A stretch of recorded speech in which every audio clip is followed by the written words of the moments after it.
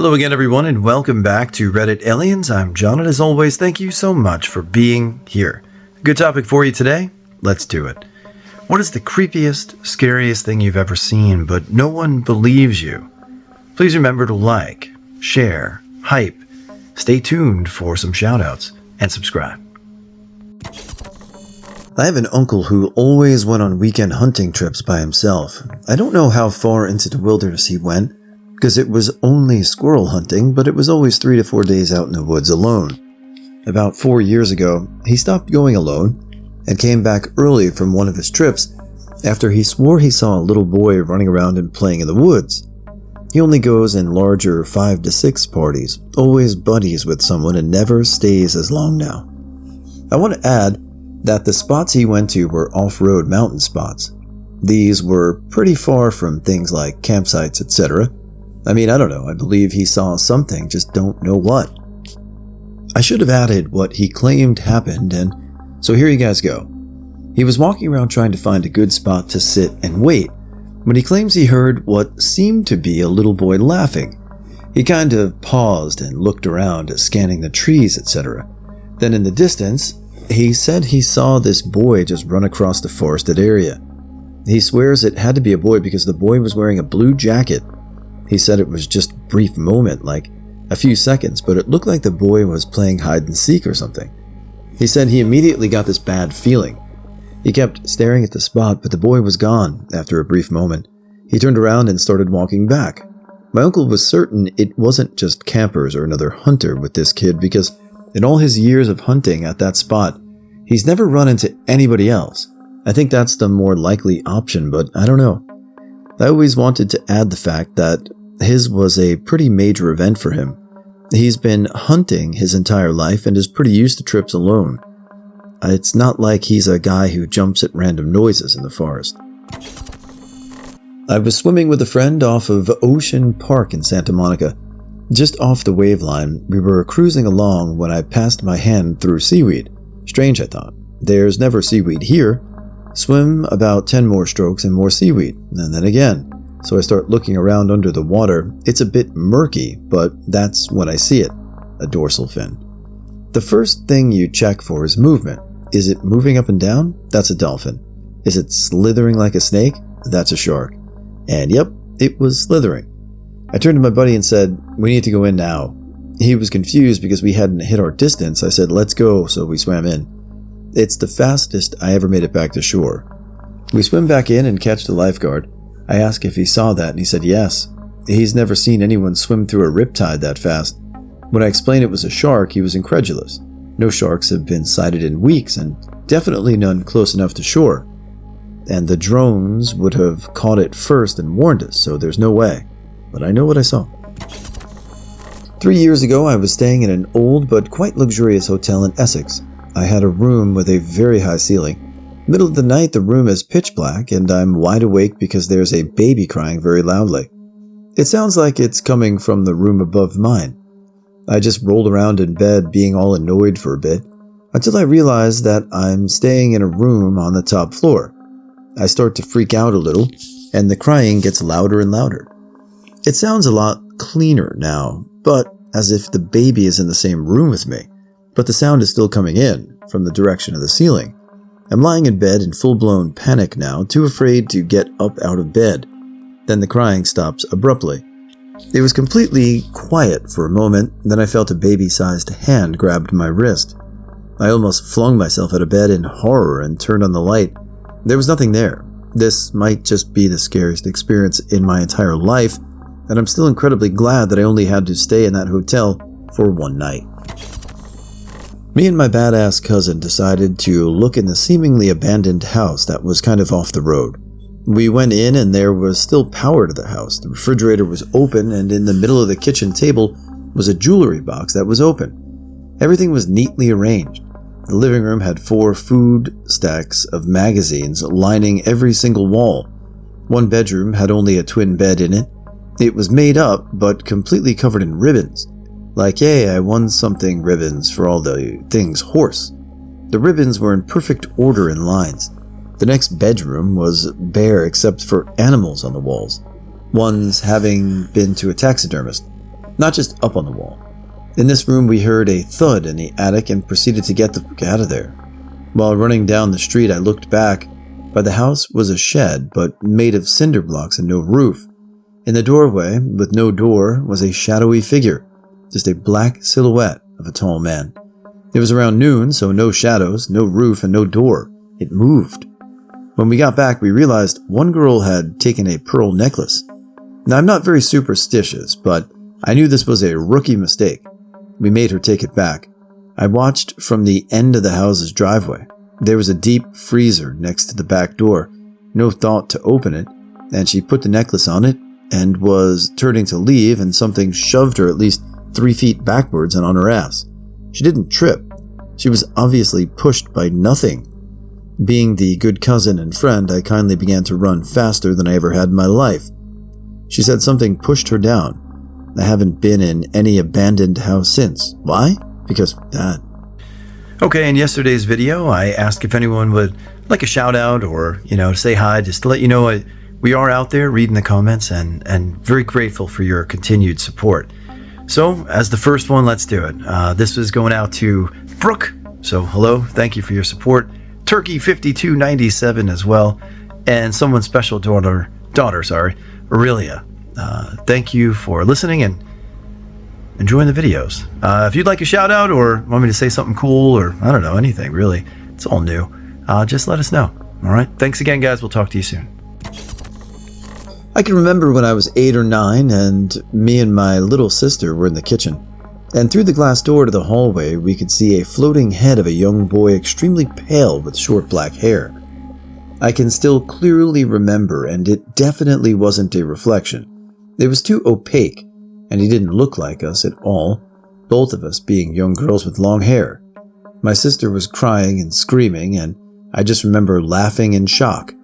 My sister would deny seeing anything until recently when, picking her up from the pub, she just casually said, "I remember that floating head when we were wee." To be honest, I'm a bit pissed off that she actually remembered it because I was doubting myself for the longest time. I was driving with my girlfriend through Wisconsin on the way back home. It was really late, like 2 or 3 in the morning, and I stopped at a gas station to fill up. My GPS ended up putting me on a small highway instead of the expressway right after leaving there, but I didn't want to complicate things more, so I just followed it. My girlfriend was sleeping, so I had the radio off and drove in silence on this really dark, creepy highway. There were deer crossing signs, so I was driving extra cautious because a family friend had recently hit a deer in their truck, which did quite a number on it, also caused her to break her arm from the impact. I saw there was a pretty sharp curve coming up, so I slowed down to make it carefully, and as I'm turning I see a figure exiting the darkness of the woods. It's a large mountain lion, with blood stained all over the front of its face. Scared the f*** out of me. I pulled up just after the turn and tried to wake my girlfriend up. I could see its large shadow make its way across the road in my rearview mirror, but by the time my girlfriend woke up it was gone. She had lived in Wisconsin most of her life and immediately dismissed my claims that it was a mountain lion because they're not really from that area. I told her I know what I saw, but she insisted that I was seeing things. I acted like she was probably right and continued the trip back, but I know what I saw. I was deer hunting with a friend on some property my uncle owns in a pretty remote area. It is right off of a main road, only a couple of trailer homes along the side, and to get to the tree stand, it's a good 20 minutes walking up and down hills through some thick forest. So let me try to paint a little bit of a picture here to make this easier to explain. At the base of the last hill is our 2-person tree stand for hunting. Then there's about 100 feet of land to the lake. But this part is pretty thin, about 60 feet, creating a peninsula jutting from the land to our left with the rest of the lake behind it. So, about 45 minutes before the sun rises, we start to hear knocking sounds from the tip of the peninsula that sound a lot like male deer fighting with their antlers. We start getting pretty excited, thinking, hell yeah, there's at least 2 bucks out there. Then we hear the knocking coming from the other end of the peninsula as well. Well, that's crazy. We have 4 male deer here? The knocking goes on for a few minutes, getting a little closer. Then we realize it is way too precise to be deer fighting. Then I noticed that when one of the right clicks once, the other clicks once. When one clicks twice, the other clicks twice. They're directly mimicking each other. This couldn't have been an echo. They were spaced out a little too far apart. It wasn't instant like an echo would be, and they were both about the same in volume. Over the next few minutes, the knocking sound gets closer and closer together. Then for about 10 minutes, nothing. When out of nowhere, we hear something like an animal in the peninsula dying, almost like a hurt dog yelping. Then we hear a loud thud, and all goes quiet. We look at each other, not sure what to say. I stand up and scream, "Who's out there?" Then I hear the most blood-curdling awful noise that I have ever heard in my goddamn life. I'm shaking right now just thinking about it. It started as a low, deep growl and turned into a high, raspy howl, and my blood instantly went cold. My friend and I look back at each other saying, "What the was that?" at the same time. So I yell again, something like, "You better get out of here." Whatever it was howls one more time and takes off through the woods, and I swear to you I could feel its footsteps. Whatever it was bipedal. I've taken many tracking and hunting classes. I grew up in the woods. I know what a running deer sounds like. This 100% had 2 legs. Then it crashed through some cattails on the edge of the lake and through the forest. It was winter, so no leaves. We could see them moving and see how fast it moved through probably a foot of mud and cattails. We didn't say a word. We got down one at a time while the other was pointing their gun where we heard the noises and walked out of there backwards. We left, called everyone we knew, but as college-age kids, none of our friends were up. Nobody believed us, so I wanted to go back that afternoon and see if I could find any tracks in the mud where we saw it run. My friend wouldn't go with me, so I went alone. When I got to the cattails on the peninsula, something else had already come back before me.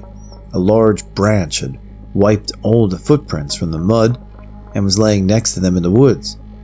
I've been back maybe twice since then. It's been 5 years. I'm always armed and I'm always with someone else. Not my story, but a friend's. A friend of mine recently recounted his terrifying experience with what he referred to as a domestic presence years ago as a teenager. Apparently it involved actual physical harm. Now a film producer well into his 30s, he could not finish the story without welling up in tears. One of the most startling aspects of his many encounters was suddenly seeing a ghastly figure of a man standing in the middle of a lonely rural Texas highway while driving home. The apparition appeared out of nowhere. He couldn't brake in time. Strangely, though, his old Mustang passed right through the figure. My friend turned to his then high school sweetheart, riding alongside him, and asked if she had witnessed the ghastly figure as well. Puzzled, she denied seeing anything. He was certain he was losing his mind. 10 years later, she finally admitted she saw the apparition as well. She was simply too terrified to acknowledge it for all these years. I will preface this by saying I do not believe in supernatural things. I only deal in logic, reason, and evidence, but this one freaked me the hell out. There's a trailer situated right on the edge of my property line that gets rented out semi-regularly. The winter, the people moved out and left a light on in the back bedroom which shined blue through the blinds. I always go outside at night to let my dog do his business. So I see this blue light nightly for 3 days. The landlords come through and inspect and clean the place out, and I go out there after, expecting it to obviously be off now, that they went in and saw it, but that night it was still on. Months pass, and this light is always on every night without fail. I stand there with my dog, and it's literally the only thing to look at from the vantage point of my backyard. I began to walk to the edge of my property, which is about 10 feet from the trailer, and just do a casual hard stare in that direction, trying to figure out if it's a blue lamp, nightlight, or what. I couldn't tell anything from that distance. Nearly 6 months passed, and I couldn't take it anymore. Every night I see it for over 100 nights. My curiosity overshadowed my desire to not be seen parking in the trailer in the middle of the night. From a distance, the blinds looked jacked up, and sure enough, there was a big crease that I could see through. I saw that the blue light was from a TV left on the AV1 input screen, which is solid blue. I could also see in the room now, and there was plastic everywhere on the floor and a creepy broken doll on the floor. For some reason, that gave me such a weird and creeped out feeling. I remember calling my friend to come over, but they were busy. I didn't tell them why because I couldn't explain it. So I get in bed and put on some Futurama and try to shake that feeling and eventually do fall asleep. At about 4 a.m. I wake up to the solid blue in my eyes. I kind of just stare at it, trying to figure out what in the is this super bright blue light doing in my eyes when I'm trying to sleep. Not even awake enough to feel scared yet, and then I focus and my TV is on AV1 and it's a solid blue light just like their TV. My remote was next to me when I fell asleep, and it's possible that somehow I hit the button required to turn it to that, but it had never happened before and has never happened since. Needless to say, I did not go back to sleep. So the next night comes around and I am literally afraid to go outside after dark. I finally work up the courage because Max had to do his business, and undeniably the light was no longer on. It had been nearly 6 months of that light being on every night, and that night I looked was the last night. It was also the night my room was shining blue all night. I had just got off of work and was taking the back way home to smoke a bowl. The back roads go up a ravine, and as I crest the hill to the ravine, I looked east. There was an object in the sky that appeared to be a massive rectangular shape, a skyscraper on its side, slowly floating west. It was massive, 2 city blocks in size. I instantly called my mom to have her go look outside and see if she could see it. She laughed at me, and then went outside and said, "What the f*** is that?" She was seeing what I was seeing. I got off the phone with her and was arriving home. I grabbed my roommate and took him outside to show him. He saw it too. We watched it fade into the distance. I never found any reports or anyone else who saw this besides the people and my sister. It looked like a floating city. It was surreal. I still do not understand what it was, but my mom seeing it really validated it and tripped me out. This will probably get lost in the comments, but something actually happened to me a few months ago. I got home from work and my tire was leaking air from somewhere. So at 2 a.m. I go outside to try and patch up the leak with some hair gel, since I worked the next evening and didn't want to wake up to a completely flat tire. As I'm working on the tire, it starts raining, and as it starts raining, I hear a lady crying off to the left of me. Not a hysterical crying, but a soft, sad weeping, if that makes sense. I get shivers and think to myself, okay, just keep your head down. I look around but don't see anyone or anything, so I chalk it up to the neighbors watching TV. The sound seems to be getting stronger and closer as I work, but I keep my head down until I hear the same voice call out, "Can you help me?" I look to the side and there's a lady in a black-gray dress with a baggy black coat over walking toward me. Being raised in a Hispanic household, I was terrified of encountering a crying woman in the dark streets past midnight. I thought about bolting to his house, but decided that if it was a ghost, it'd still get me, so might as well try to keep some of my pride. She asked me to call someone for her, and after 2 separate numbers failed to go through, she thanked me and walked off into a pitch-black alley way across the street, and it stopped raining. I showered with the curtains open that night. So I was in the army as an 18-year-old Finnish guy a few years back. I was about 3/4 of the way through my 6-month service when this happened. It's kind of a long story where and why we were at that place, but it doesn't really matter. We had yet another week in the forest with all our equipment and weapons and stuff to practice. But this camp was located in a pretty creepy area, with some people living around and other houses just being abandoned, meaning we could use the outhouses of the abandoned places, which is exactly where I had to go after the mission was done, and everyone was eating and complaining as always. I had to ask my lieutenant for permission, so I did, and he explained, and I followed his direction past a very creepy abandoned house in the snow at around 1 a.m. Pitch darkness, except for my very unreliable flashlight because my main one had been damaged by our mission. Classic horror movie style. I keep following directions past the house and follow the road for 50 meters and then take a left once I see the outhouse. Well, I walked slow for a good 150 meters and did not see the outhouse to my left. So, I kept walking, hoping to find it before I heard footsteps way ahead of me before I noped on out of there. At this point, my flashlight is damn near falling and failing, so I try to hurry it up a little. Surprisingly enough, I found the creepy little 2-room outhouse shack before hitting the creepy abandoned house and the main road.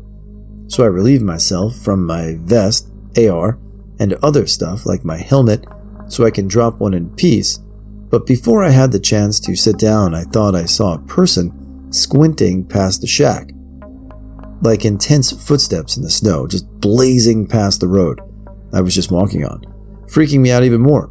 Finally, when I take a seat on the plastic seat cover, it was warm. Nobody believed me. Nobody had left or come back while I was gone, and I was now considered the crazy one of the group. There's this place called Apple Hill. It's a popular local attraction in the valley. Basically a cute little family destination. You go there to pick apples and stuff. I went there with my family when I was 11. My cousins, my sister, and I were busy picking raspberries or some shit. We made it like a competition. Who could get the most berries? We were pretty spread out. It wasn't long before I was fairly far away from the other berry pickers. I was super focused on picking berries. I had no idea how far away I was from everyone else. All of a sudden it got real quiet. I could barely hear the voices in my family, then a giant gust of wind pushed against my back. I turned around and noticed a small hut not too far away from me. It was too big to be a shed, but not big enough to be a full-on house. It was super run down. I remember looking at the hut and being really spooked. Then out of nowhere, this black cat comes from behind me and rubs up against my leg. I freaked out. The house was already giving me the creeps, and then this random animal decides to rub against me. The cat doesn't back off like normal cats. It wasn't afraid. It just looked up at me. I kept my eyes on the cat. I swear something about that cat didn't feel right. It was just sitting right beside me. Then the weirdest thing I've ever seen happened. It's so vivid in my mind. The heavy wind started up again. This random-ass dust devil formed around the cat. I could feel grains of sand brushing up against me. I stepped back, it got really thick for a moment, then it cleared a bit and began to move. The cat was nowhere to be seen, but the dust devil slowly made its way to the hut. I felt like the wind was pushing me in the dust devil's direction. Part of me wanted to follow it. It floated right into the hut. I don't know why, but the hut felt so welcoming for a moment. I really wanted to go check it out. I started walking toward it, but then I heard my name being called. My sister and cousins were looking for me. They came up to me and I told them all about what I had seen. Nobody believed me, but at the same time, nobody wanted to go check out the hut. They all got creepy vibes from it. Look, I'm not saying there's a witch at Apple Hill trying to kidnap kids, but there's definitely a witch at Apple Hill trying to kidnap kids. Small college town, I was 19, not much to do besides waste time walking around Walmart. We'd periodically try to go on and scare ourselves. The town was known for having a high number of witches and such, and finding abandoned places and even altars wasn't too uncommon. Anyways, one of the easiest ways to scare ourselves was to go into the sewers downtown. They were big enough for 6 people or so to walk shoulder to shoulder through and slanted down into ankle-deep water throughout. It was a maze down there with creepy graffiti, small chambers with altars, and sometimes the leftovers of a sacrifice. Every now and then you'd run into other groups of people, and you'd want to hide. The last time I ever went, I saw a group of 5. We were pretty far into the maze, maybe had been exploring for 2 hours, when we heard a small group approaching us. We found a small pile of rocks about 4 feet in height and 10 feet or so wide to hide behind and waited for the group to approach. We turned off our flashlights and could see firelight begin to approach the hallway we'd run from and slashing sounds increasing in volume. There were 3 people wearing all black. One had a torch that was on fire. Think Indiana Jones temple vibes. They came to about 20 feet from our hiding pile and turned to the concrete wall. With all 5 of us watching, the guy with the torch walks toward the wall, puts his hand on it, and the wall folds in parts for them. It was loud and heavy sounding, like you'd imagine a solid concrete door to sound. It seemed mechanical in its opening, and he definitely didn't need force to do it. The 3 people walk inside and it closes behind them. After trying to figure out what we had seen, we went to the wall, and there was no opening, no bends, no places for it to open, not even any divots in the concrete. It was solid block, even though we'd all seen otherwise. We felt all over the wall for anything, even imitated what the guy had done, and yet nothing. We all walked back out, not saying a word, and to this day I have no idea what the fuck I saw, but I know 4 other people watched it with me. I've only told a few people this story. I was young, probably 5. I remember being woken up in the middle of the night in the room I shared with my brother. He was still sleeping, but all around the room was surrounded by what I can only describe as wisps or fairies. They were all floating around the room, moving slowly. They were a bit illuminated in the dark room. Their glow enabled me to see my surroundings clearly. The nightlight we had was off, at least a dozen of them, varied in size, but all were small. They almost seemed to be a bit transparent. I couldn't see detail out of them like you could say a very small person. They also made no noise, just gracefully moving about. It felt like they were there for me. I don't know why I felt that way. I wouldn't say I was terrified, but I was both fascinated and unsettled. I walked outside to the hallways toward my parents' door. I turned around and noticed one of the fairies followed me out. It moved so gracefully. Slowly it came toward me in waves. Once it got to me, I cupped it with both hands. It felt warm and tickled a bit. When I opened them, it was spinning around in circles at an extremely fast rate. It left me, and then it flew down to the other end of the hall and went downstairs. I was more scared at this point, but I wanted to follow it. I felt like it wanted me to, but I knocked on my parents' door, and my mom answered and brought me inside without saying anything. I woke up in bed and have remembered every detail of that night ever since. I always wondered what they were and what would have happened had I followed it downstairs. If anyone knows anything about fairies or wisps, I'd appreciate it. Any stories known what different cultures say about them. I read some believe them to be evil and demonic.